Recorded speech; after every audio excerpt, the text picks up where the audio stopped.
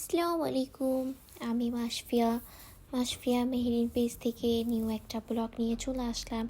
আজকের ব্লগটা হচ্ছে গিয়ে অনেক সুন্দর একটা ব্লগ এবং স্পেশাল।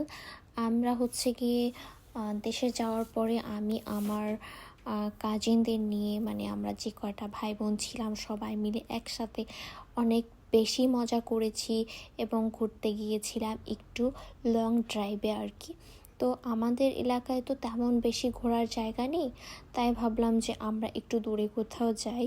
তো তারপর হচ্ছে কি আমরা রওনা করি এবং আমাদের লোক সংখ্যা বেশি ছিল গাড়ি অনুযায়ী, যে কারণে আমরা আলাদা আলাদা দুটো গাড়ি নিয়েছিলাম। এবং গাড়ি নেওয়ার পরে হচ্ছে গিয়ে আমরা রাস্তায় দেখলাম কি পিঠা বিক্রি করতেছে, দেখে এত খাইতে মনে চাইছে, নেমে তারপর পিঠা কিনে নিয়ে আসলাম। তো তারপর আমরা মানে আমাদের যেখানে যাওয়ার কথা আর কি, সেই গন্তব্য স্থানে আমরা পৌঁছাই আর কি। পৌঁছানোর পরে যায় দেখি একটা দোলনা, তো আমি অনেক দোল খাচ্ছিলাম কারণ দাঁড়ায় থাকতে খারাপ লাগতেছিল। তারপরে হচ্ছে গিয়ে সেখান থেকে আমরা ভাবি যে ফুচকা খাবো, তো সবাই মিলে আমরা ফুচকার দোকানে চলে আসি।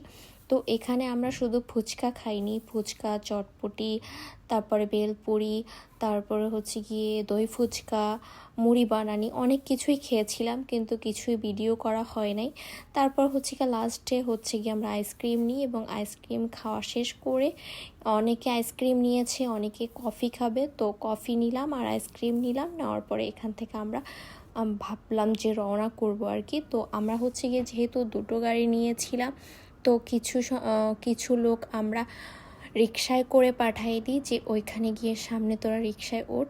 তো আর আমরা যারা যারা গাড়িতে যাব তারা হচ্ছে গিয়ে গাড়িতে উঠবো আর কি। তো সবাই একটু ফান করতেছিলাম ওইখানে বসে। আর তারপর হচ্ছে গিয়ে ওরা বাই দিয়ে চলে গেল রিক্সা করে, আর আমরা সবাই গাড়িতে উঠে পড়লাম যারা যারা ছিলাম আর কি।